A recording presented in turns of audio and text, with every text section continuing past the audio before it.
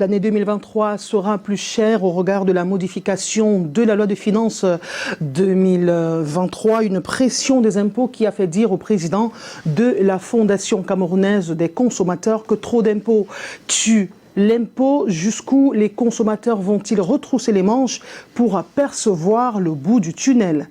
Mesdames, Messieurs, bonjour, bienvenue à la rétrospective de l'information, un format particulier que nous vous proposons ce dimanche. C'est le rendez-vous des faits marquants de la semaine. Merci de nous accueillir chez vous.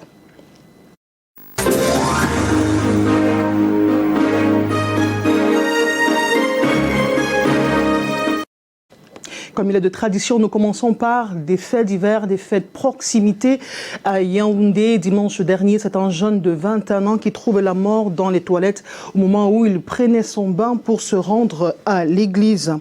Et dans la partie septentrionale du Cameroun, précisément à Marois, ce sont les populations qui sont lasses d'attendre un chef à la tête de leur lamida. La vacance dure depuis une dizaine d'années. Et à Soa, c'est une banlieue de Yaoundé, un présumé gang de 6 personnes interpellées dans un domicile.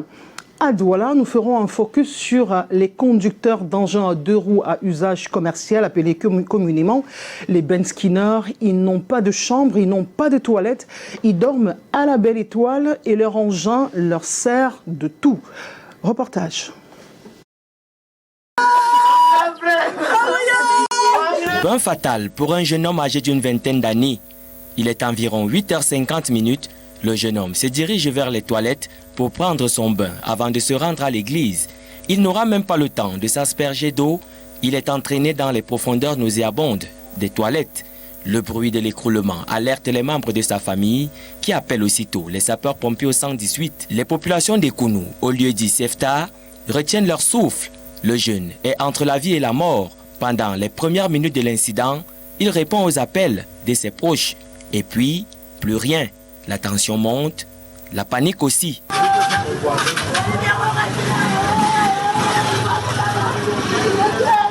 Les sapeurs-pompiers arrivent, ils tentent le tout pour le tout. Question de sauver ce jeune en détresse. Tout autour de la scène, prières et pleurs s'entremêlent.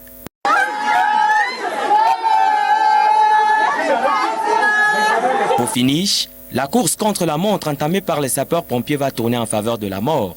Le jeune est remonté inerte. Les craintes des uns se confirment. Autant tout espoir aux autres.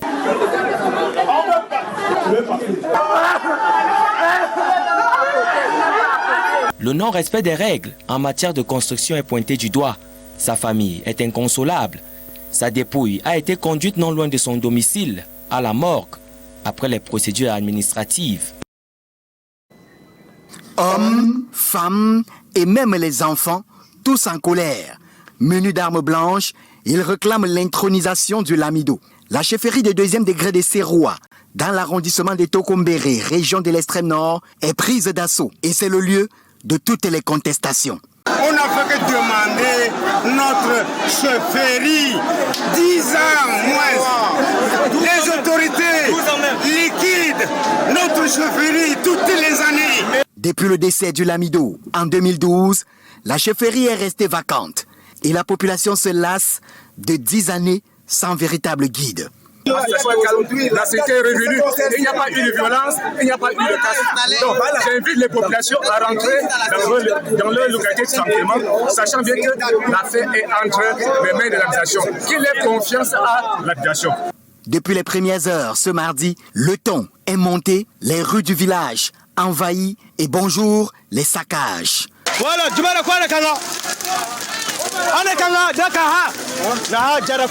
après des négociations, le préfet du département du Mayo-Sava, Roger Safo, retient quelques chefs pour la suite de la concertation. La population en colère ne demande que à avoir un nouveau Lamido.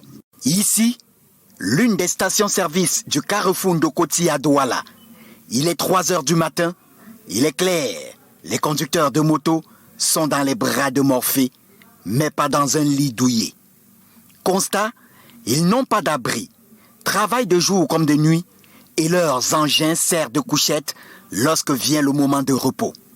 Approchés, Ils sont réfractaires à la caméra, mais le phénomène est bien connu dans le secteur d'activité. C'est déplorable, hein, parce que quand je vois beaucoup d'entre eux qui disent qu'ils travaillent chaque jour, ils dorment dehors, ils dorment sur la moto, en fait, c'est chacun qui connaît comment là ils sont.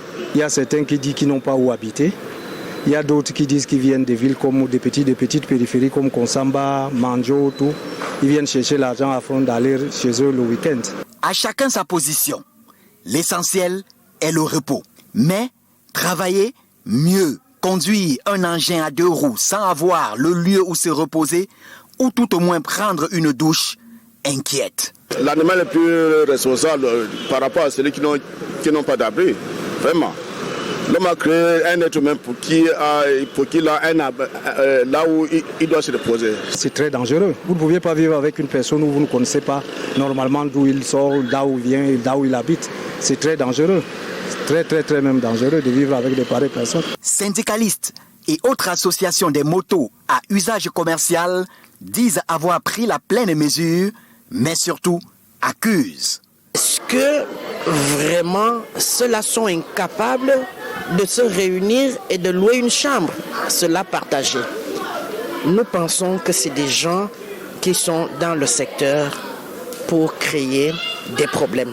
Je ne crois pas qu'un Bensikine peut manquer au moins 10 000 pour louer une chambre, pour y habiter, pour aller dormir dans la rue, et se lever le lendemain sans se laver, sans se brosser, se mettre à conduire les gens.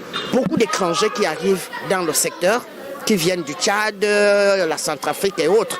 Et beaucoup de bandits aussi camerounais qui commettent des forfaits dans d'autres régions, fuient et viennent se cacher dans la ville de Douala. Accusés de pourrir le secteur d'activité, la répression s'annonce. Sur la route, ils transportent d'un point à un autre et au moment de prendre la sieste, chacun a sa petite idée. Agitées et excitées, les populations du village Akak dans les enclavures de Yaoundé sont en alerte de sécurité et de curiosité. Agglutination autour de ce domicile fourre-tout tombé dans les radars des éléments de la brigade de gendarmerie de Soa. L'assaut mené là sur renseignement permet de neutraliser 7 occupants, dont 4 hommes, 2 femmes et 1 enfant. Un gang de présumés malfrats. Ils auraient fait du braquage et du cambriolage leurs affaires. Ils opéraient chaque nuit. Ils agressaient à main armée même les passants à partir de 23h. Ils prenaient tout ce qu'ils voulaient, ils entraient chez n'importe qui avec leur force, avec leur métier. La perquisition dans le domicile offre un véritable contenu de magasin style commercial. Des téléviseurs par dizaines, des ordinateurs, des matelas, des bouteilles à gaz, des frigos et congélateurs et même des motos, entre autres. Certains articles emportés dans des cambriolages des boutiques du quartier reconnus. Même dans mon cabaret, j'ai reconnu une télé parmi les plus de 50 télés que j'ai eues, qui est la télé de mon cabaret qui a été volée aussi. Et en face de mon cabaret, on a braqué une boutique là dernièrement, on a pris toutes les télés qui étaient là. On a tous reconnu ça. La gendarmerie déménage les lieux. Un butin impressionnant. Un camion apprêté pour transporter des appareils. Les malfrats avec.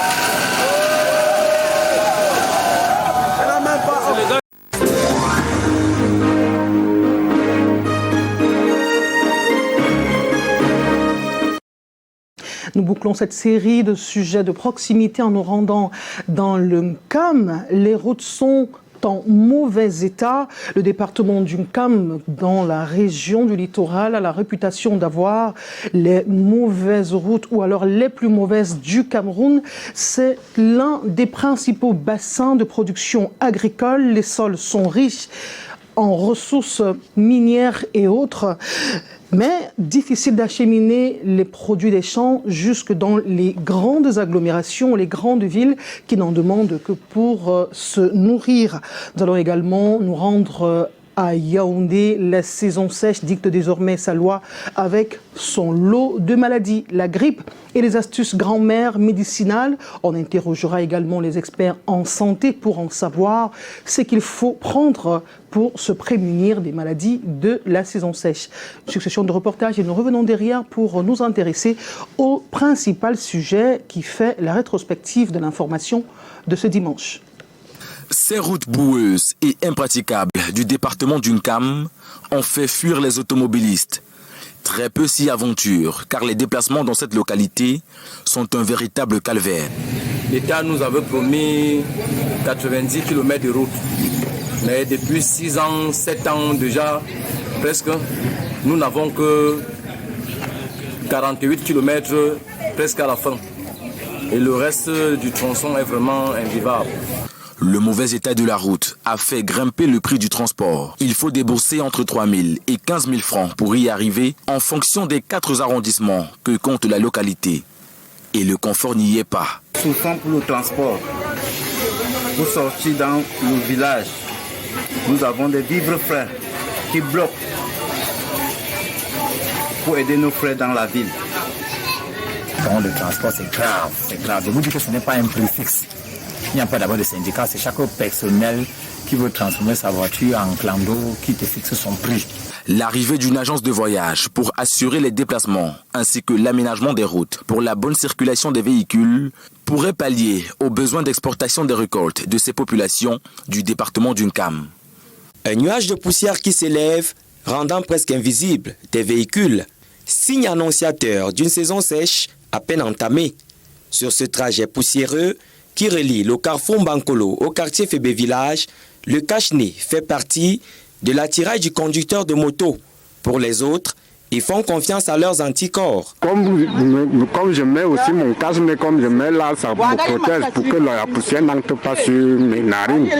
Oui. Aussi, je protège aussi mes oreilles, puisque ça entre aussi, ça bouche aussi les oreilles. C'est contre la poussière, là que vous-même vous voyez l'état de la route. C'est un peu compliqué. Le long de cette route, voitures et toitures ne sont guère épargnées par les coups de poussière. Les feuilles des arbres ont perdu leur coloration végétale. Désormais, faire sécher du linge après une lessive est devenu une équation difficile. On ne peut même pas laver les habits accrochés, la poussière arrive partout. Les maladies là-tout, on n'en parle pas. La poussière peut nous tuer. Pour les romantiques, impossible d'utiliser ces roses pour compter fleurettes. Elles ont perdu de leur charme. Heureusement, tout n'est pas perdu. Elles peuvent retrouver des couleurs grâce à l'initiative de ces jeunes du quartier. Maintenant qu'il y a la poussière, avec les trous, on essaie donc de colmater avec les camions de terre qu'ils vont déverser n'importe où. On dit de nous verser ça en route, on étale. Ça suffoque sur ce tronçon.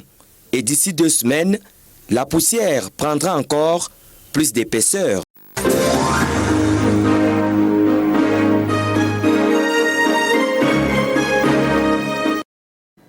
Une épaisseur à la taille des voix qui s'élèvent pour critiquer la loi de finances 2023 qui a été adoptée par le Parlement, que ce soit les fiscalistes, les économistes. La pression fiscale est telle que l'année 2023 ne sera pas à l'abri d'une vie encore plus chère. Les ménagères qui ploient sous la vie chère ont du mal à entrevoir un avenir radieux avec cette loi de finances, et on interroge au fur et à mesure les mesures palliatives pour soulager ces populations qui ploient sous la pauvreté. Et au Parlement, des voix se sont élevées, notamment celles des partis de l'opposition, pour proposer des mesures alternatives, et on a retenu par exemple celle de Cabral Libi qui disait « ce n'est pas là-bas qu'il faut aller ». On a tendu le micro aux citoyens dans les rues pour avoir leur impression de cette loi de finances. C'est une succession de reportages que vous proposent Junior Roussin et Janice Kamga. En 2023, la vie sera plus chère au Cameroun. La loi de finances pour cet exercice budgétaire consacre une pression fiscale plus forte. Le timbre fiscal, par exemple, augmente de 33%. Il passe de 1 000 francs à 1 500 francs CFA. Ce n'est pas tout. Le panier de la ménagère aussi va prendre un coup. Augmenter de 40% le tarif du timbre sur le connaissement est une contre-mesure d'apaisement des prix. L'augmentation en cause ne saurait même pas être justifiée par la politique d'import-substitution. Les populations vont connaître une misère noire. En outre, le timbre sur les automobiles passe de 25 000 à 50 000 francs. Le prix du certificat de propriété, quant à lui, fait un grand bond de 3 000 à 25 000 francs CFA. Des augmentations jugées inopportunes par une minorité de l'opposition lors de la plénière d'adoption de la loi de finances. Ce n'est pas là-bas qu'il faut aller. Complétée par cette sortie épistolaire du mouvement pour la renaissance du Cameroun qui critique cette politique économique jugée inappropriée. L'État est aux abois et qui cherche toute niche lui permettant de récupérer des ressources financières. L'État, lui, a une toute autre analyse de la situation. Le Cameroun a encore une marge en matière de pression fiscale. C'est-à-dire que les impôts ne sont pas suffisamment lourds au Cameroun. Combien d'opérateurs économiques paient l'impôt au Cameroun? C'est ça le vrai problème. Il y a peu de monde et c'est ce peu-là qui se plaint que c'est toujours à eux de payer. Et pourtant, on aurait pu faire autrement. À l'Assemblée, des propositions ont été faites afin de soulager le Camerounais moyen. Le député Cabral Libi, par exemple, a soumis ce qu'il appelle les 17 amendements de la loi de 2023. Tu as un droit d'assise de 30% sur le riz parfumé. Et en le soumettant à la TVA, le gouvernement fait des recettes sur l'importation du riz parfumé et protège en plus la production du riz local. Lue et ignorée avec succès, puisqu'elle ne figure même pas dans le rapport de séance produit cette nuit à la Chambre basse. 35 à 100%, c'est le taux d'augmentation du droit de timbre automobile, en quoi appelé vignettes au Cameroun. Si on s'offre un véhicule, ça veut dire qu'on a les possibilités de payer les taxes qui conviennent à ce véhicule.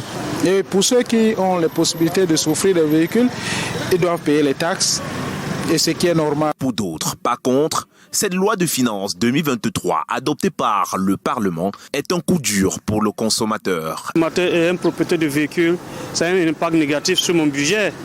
Parce qu'en 2022, je paie 25 000 vignettes, en 2023, c'est 50 000. Donc, tu vois, c'est 100% augmentation. C'est une nouvelle poche de dépenses. Je doute fort si j'aurai une compensation au niveau des revenus. Tout a augmenté, mais les salaires n'ont pas changé. Le fonctionnaire a le même salaire. Le fonctionnaire, ils sont clients chez nous. Alors il vient d'acheter son assurance. Lorsqu'il va prendre une assurance de 2 mois pour se rendre à son village, la police d'assurance va coûter, par exemple pour une voiture, un petit véhicule, peut-être 23 000 francs. Il va falloir qu'il s'acquiert d'une vignette de 50 000 pour pouvoir payer la police d'assurance. Moi, je ne peux pas vendre. Certains assureurs voient en cette mesure une voie ouverte vers une crise de la faim comme en 2008. Les clients n'auront pas la facilité d'avoir avec les clients automobiles cette fois-ci parce que ça sera difficile avec le coût de la vie pour les gens vont garer les voitures. Pour information, les propriétaires de véhicules de 2 à 7 chevaux payeront désormais 30 000 au lieu de 15 000 francs CFA. Ceux de 8 à 13 chevaux, au lieu de 25 000 francs CFA, payeront 50 000 francs CFA. Les détenteurs de voitures de 14 à 20 chevaux payeront 75 000 francs CFA au lieu de 50 000 francs CFA comme en 2022. Et les véhicules de plus de 20 chevaux verront le prix de la vignette passer de 150 000 francs CFA à 200 000 francs CFA. Il faut souligner que ces hausses ne concernent pas les véhicules de transport en commun de personnes et de marchandises.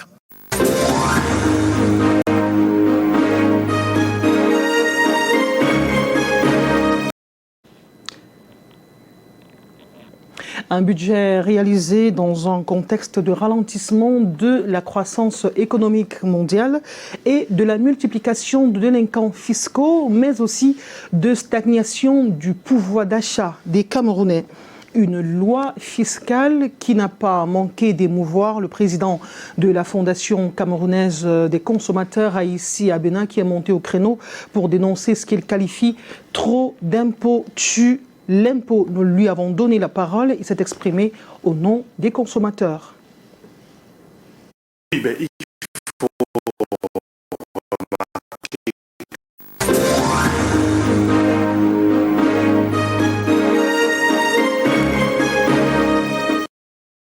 Nous retournons au Parlement avec cette autre actualité relative à la loi de finances 2023, la suppression de ces lignes budgétaires, j'ai dit, attribuées aux parlementaires pour le financement des microcrédits à l'unanimité elle est désormais, ou alors cette loi justement, elle est abrogée, elle est supprimée.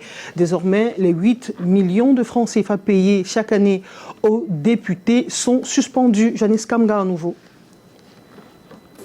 Les parlementaires réagissent favorablement à la suppression de la ligne qui jadis était dédiée au financement des projets parlementaires à hauteur de 8 millions par député. Tous les députés ont accepté cette décision. La grande majorité des députés étaient déjà sensibilisés avant même que les choses soient lancées. Selon ces derniers, la disposition était non seulement anticonstitutionnelle, mais créait aussi un conflit d'intérêts avec les missions dévolues au pouvoir exécutif.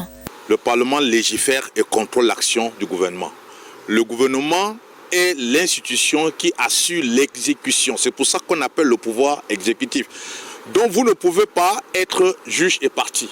Au plan politique aussi, il y avait comme un malaise. Parce qu'on a diffusé au sein de l'opinion que le député a l'argent pour aider la population. Qu'en référence à la mercurielle, qu'est-ce que le député peut pouvoir réaliser en termes de projet avec 8 millions? Pour la majorité parlementaire, cette innovation n'est que l'aboutissement d'une réforme entamée depuis la 8e législature, la matérialisation d'un aspect de la profession de foi des candidats du RDPC qui vise la modernisation du travail parlementaire. La réalisation incombera à l'État lui-même, aux régions et aux communes qui, de par la loi, ont plus de moyens et plus de compétences pour réaliser ce type de travaux. L'autre pilier consiste à redorer l'image sociale du député par la densification de sa production législative. Les députés réclament aussi un appui parlementaire pour faire face à certaines charges qualifiées d'incompressibles. Cela devrait permettre une exécution de leur mandat avec plus de dignité.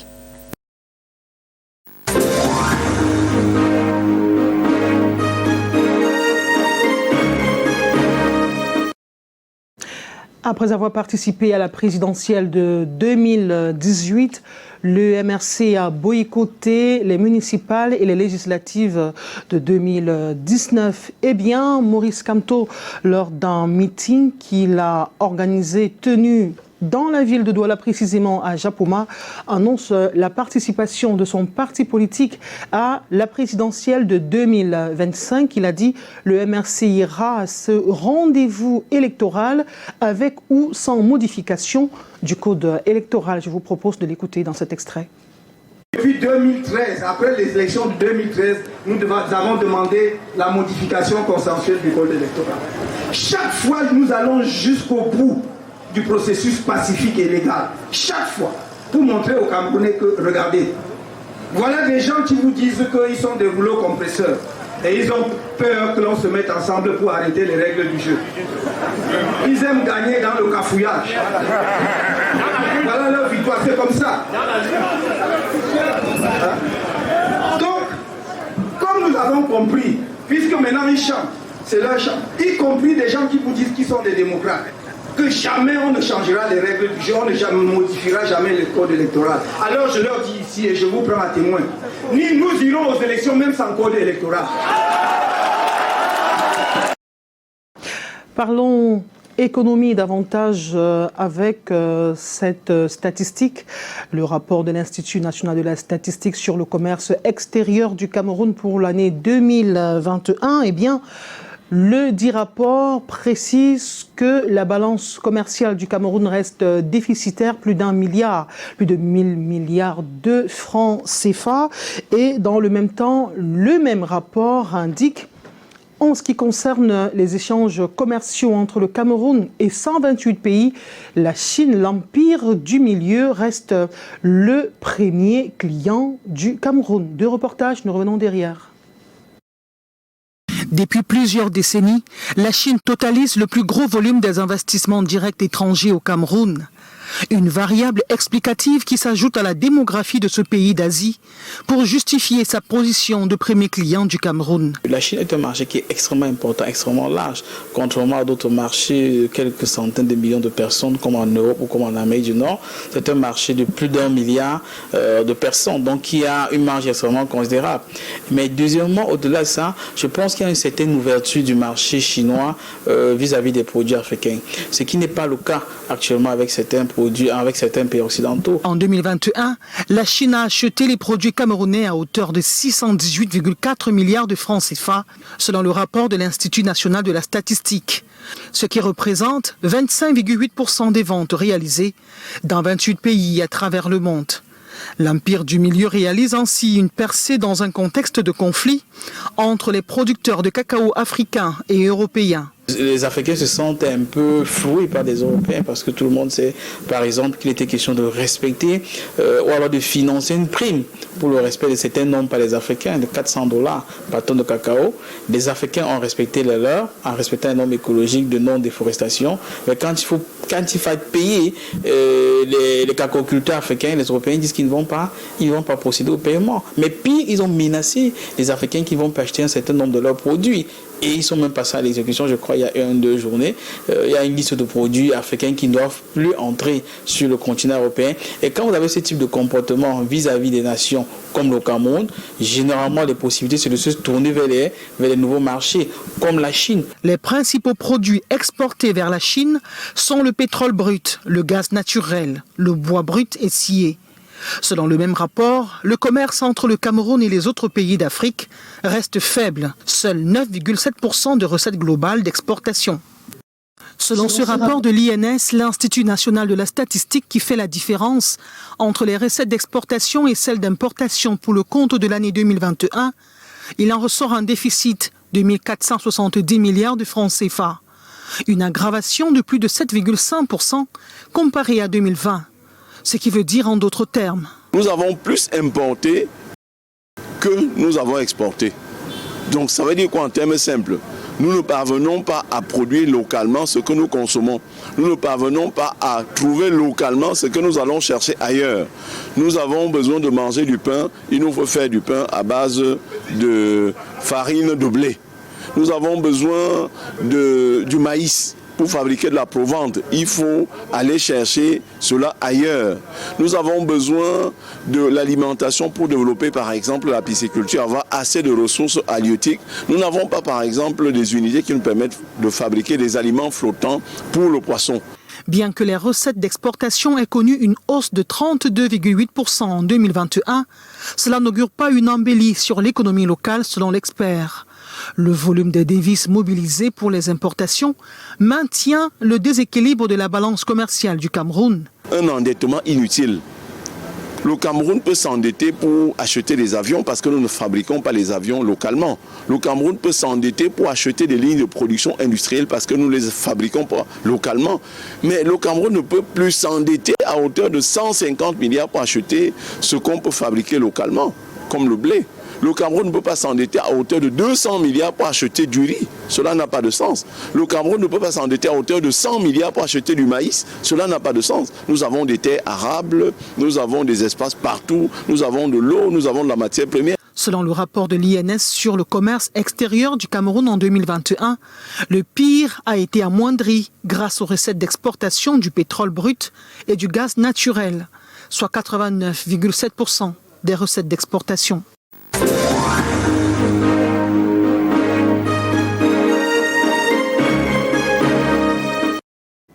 Et pour ce qui est des recettes d'exportation, 5 pays cumulent 62% de ces recettes. En tête, la Chine avec 25,8% vient en deuxième position. Les Pays-Bas avec 12,4%. En troisième position, l'Inde qui vient juste derrière. Ensuite, l'Italie, 7,1%. Et enfin, l'Espagne, 6,1%. Nous restons en économie en nous intéressant cette fois-ci aux petites et moyennes entreprises qui constituent l'essentiel du squelette économique du Cameroun, de plus en plus performante, mais doit améliorer l'emballage de ses produits pour être plus compétitive. Et cette semaine à Yaoundé, on a parlé de la première journée de l'emballage au Cameroun. On commence par Douala, on achève à Yaoundé. Une succession de reportages que nous propose Junior Rossin, David Djanté et puis Anissé Boudjia à Yaoundé. La petite et moyenne entreprise se taille la part du lion dans le classement des entreprises au Cameroun. Des chiffres de l'Institut national de la statistique affichent au dernier pointage 324 000 PME. Bon à savoir, des critères de définition. Pour être une PME au Cameroun, on doit avoir entre 1 et 250 employés et avoir un chiffre d'affaires entre 1 franc et 3 milliards de francs CFA. Lorsque vous êtes dans ces bornes-là, vous êtes effectivement une PME. Reparti en très petite entreprise et moyenne entreprise, mais la difficulté réside dans la politique d'information fiscale. Dans un contexte où les PME dépendent à plus de 80%, soit de l'importation, soit de l'exportation, il serait peut-être intéressant qu'elles mettent un point d'honneur à soigner ces aspects qui sont constitués d'une législation spécifique. Aujourd'hui, nous parlons d'import-substitution, aucune PME ne peut échapper à ces effets. Aujourd'hui, nous parlons du Made in Cameroun et surtout de la grande ZLECAf qui se met en place. Aucune PME ne devrait normalement se refermer sur elle-même parce qu'aujourd'hui, l'ouverture est le principe. Le secteur privé est porteur et occupe une place de choix dans la stratégie gouvernementale. Toutes les stratégies, disais-je, développées par le gouvernement ont toujours été axées sur la promotion du secteur privé parce que c'est le secteur privé qui développe un pays. Et quand on parle du secteur privé, on parle de l'entreprise, de l'entrepreneur. À Douala, la journée des petites et moyennes entreprises met ensemble ces acteurs de l'économie camerounaise. Un des principaux facteurs d'authenticité d'un produit, c'est le packaging, encore appelé conditionnement. Un article peut attirer de la clientèle juste par la beauté de son emballage, chose qui manque très souvent aux produits issus des PME camerounaises. Le premier Forum national de l'emballage, ouvert ce 6 décembre à Yaoundé, vise à accélérer le développement du packaging innovant grâce aux nouvelles technologies numériques. Nous mobilisons en fait des experts qui vont renforcer les capacités techniques des entrepreneurs pour améliorer justement la qualité de la présentation et du conditionnement de leurs produits, parfois dans des secteurs comme l'agroalimentaire, qui représente un secteur captif, un secteur pourvoyeur d'opportunités, et bien que ceci permette effectivement de renforcer non seulement l'attractivité de nos produits, mais également que les consommateurs camerounais puissent davantage s'intéresser en fait à nos produits locaux. Il s'agit aussi de sensibiliser les entrepreneurs locaux sur les risques sanitaires du mauvais conditionnement de leurs produits. Ceux qui font des jus d'orange, on leur trouvera des bouteilles. Ceux qui font des céréales, on va essayer. Et puis pour la logistique, il faudrait que les investisseurs achètent des camions frigorifiques parce que vous voyez, nos poissons viennent de Youpé, de Crébi, ça arrive derrière les camionnettes, c'est pas dans des voitures frigorifiques et tout ceci n'est pas bon pour la santé. L'événement va réunir durant 3 jours des entreprises de fabrication d'emballage venues d'horizons divers et des PME camerounaises. L'activité s'inscrit dans la perspective de la SND 30 où la vision industrielle du Cameroun est d'être un fournisseur de produits alimentaires et industriels compétitifs sur le plan national et international.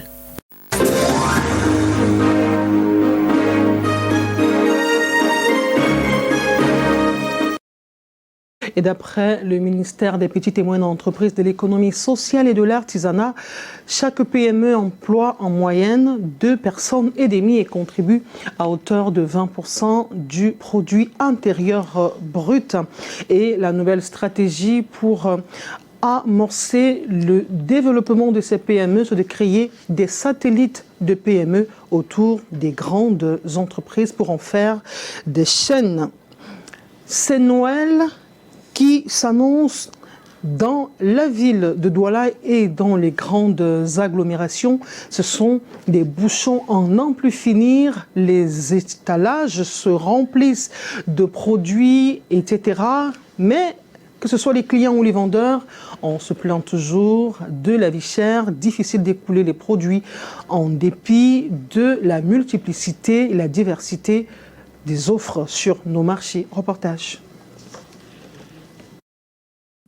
Paola Tago fait le point de ses articles de Noël. Sur ses étals, des guirlandes, des jeux de lumière et des boules d'ornement. Bon, ça, par exemple, c'est pour décorer le sapin. Chaque personne a son style de décoration. D'autres peuvent prendre comme ça pour mettre plutôt en corde pour orner la maison. D'autres accrochent sur le sapin. À l'approche des fêtes de Noël, Rostani Donké est venu à Douala se ravitailler en matériel de décoration. Il essaye de trouver des articles à des prix accessibles. On est arrivé, les prix nous dépassent même déjà parce que l'année dernière, on a acheté les prix. Cette année, on voit qu'au moins 200 ou 300 augmentent pour chaque produit, à chaque article. Dans cet autre rayon du marché de la douche à Aqua, le sapin vole la vedette. Les prix varient en fonction de la couleur, la texture et la dimension. Nous avons le vert qui est 1 ton, nous avons le vert qui est 2 tons en vert et vert citron, et nous avons le blanc également. Et la neige aussi. Par rapport au 1,50, l'année passée nous achetons ça à 6 000 francs. Cette année nous achetons à 7 000 pour le vendre, peut-être à 8 000, à 7 500. Ça dépend du client que nous avons en face de nous. Par rapport au 1,80, l'année passée nous l'achetons à 9 000, aujourd'hui nous l'achetons à 11 000 francs. Ça fait que les prix sont vraiment exorbitants. À côté de ces accessoires de sapin, des jouets pour enfants. Eh bien, vous avez passé une année difficile, la vie chère, vous avez été malade. Mais si le mois de décembre vous a donné l'opportunité d'être encore en vie, alors les vagues, la plage au sable fin de Kribi vous offre l'opportunité de vous égayer. C'est un reportage que nous propose notre correspondant Moussa Takou sous la plume de Samuel Bayha, une belle balade sous fond musical.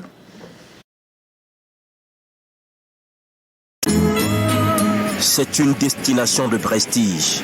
Kribi, ses étendues de plage et son paysage pittoresque attirent des milliers de visiteurs par an. Kribi, c'est beaucoup plus une combinaison de ressources, que ce soit sur le plan naturel, sur le plan culturel, sur le plan socio-économique même. Dans la nature, nous avons tout ce que vous savez, les plages, les montagnes, sur le plan climatique aussi. Ici, depuis le début du mois de décembre, le nombre de touristes étrangers est passé du simple au double. Ils vivent de leur bourse juste pour s'étendre sur le sable blanc, profiter du soleil et une baignade dans la mer. Comme j'étais là, j'en ai profité pour prendre quelques jours à Kribi, que j'ai déjà pu visiter il y a 7 ans. Je suis arrivé ici célébrer l'anniversaire de la fille de ma sœur. Tout le temps, Kribi est une belle destination. Vous pouvez voir la mer et le sable blanc. Mon choix pour Kribi, c'est déjà la plage. La plage, le sable fin et blanc, mais également cette quiétude qui transpire, qui est tellement palpable dans cette ville. C'est tout ce qui nous attire. On sort de Douala où c'est pollué, où c'est touffu. Et venir à Kribi, c'est avoir une bouffée d'oxygène. Une bouffée d'oxygène pour ces touristes qui foulent ce sol, séduits au premier contact. Un espace agréable, une belle vue sur la mer. Partout, à perte de vue, les chutes, des vagues ondulées et les pierres de cascade. La nature satisfait la curiosité. Une belle place et un bon cadre de baignade. La mer et la plage sont très beaux. Nous sommes satisfaits d'être arrivés ici. Sur les plages, voici l'un des grands bonheurs. Des crevettes pêchées dans les eaux de la mer. Esquis, dit le geste. Dans la cité balnéaire, tout se paye, mais l'argent se volatilise aussitôt. Difficile de le contrôler, le secteur du tourisme à Kribi est désorganisé.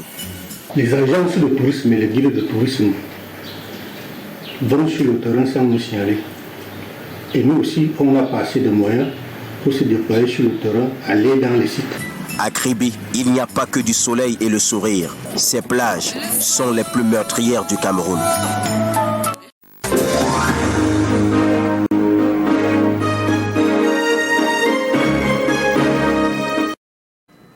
En dehors de Kribi, il y a une multiplicité, une variété de sites touristiques au Cameroun, visités chaque année par au moins 500 000 personnes, ce qui a fait du Cameroun une destination touristique. Nous sortons en sport en nous intéressant au quart de finale de la Coupe du Monde Qatar 2022. Eh bien, après le Cameroun, le Sénégal, le Ghana, le Maroc, les Lions d'Atlas viennent de traverser les quarts de finale. Ils ont franchi les quarts de finale comme leurs prédécesseurs, le Cameroun, le Ghana et le Sénégal, je le disais. Et pour la première fois, une équipe africaine est en demi-finale. C'est historique. Eh bien, les Lions d'Atlas ont battu le Portugal de Cristiano Ronaldo, la star portugaise qui est sortie du stade tout en pleurant. Comme hier, le Brésil est tombé devant la Croatie. Eh bien, le Brésil de Junior Neymar et cette star de la Seleção, lui aussi, est sorti tout en sanglotant. Eh bien, mesdames et messieurs, ce sera sur cette note que nous allons mettre un terme à cette édition de la rétrospective de l'information sur Canal 2 International. Nous vous disons merci d'avoir été des nôtres pour ce programme, cette édition spéciale. Merci à la technique, merci à Cyril Caillard, merci à Colin Wonchuan, merci à la rédaction qui a contribué en produisant les différents reportages pour vous permettre de vivre en intégralité les temps forts de la semaine. Restez des nôtres, nos programmes se poursuivent, nous serons des vôtres dimanche prochain à la même heure avec le même plaisir. Portez-vous bien et à bientôt.